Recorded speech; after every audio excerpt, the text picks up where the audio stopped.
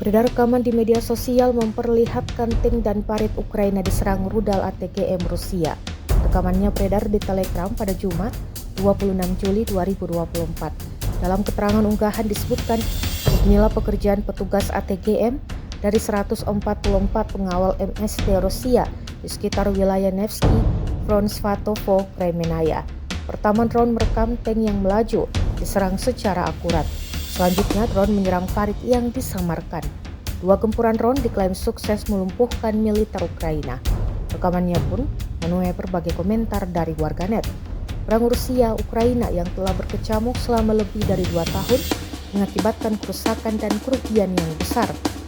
Ukraina sebagai negara yang menjadi korban invasi militer Rusia pun harus menanggung beban berat untuk bisa bertahan melawan gempuran yang kian brutal.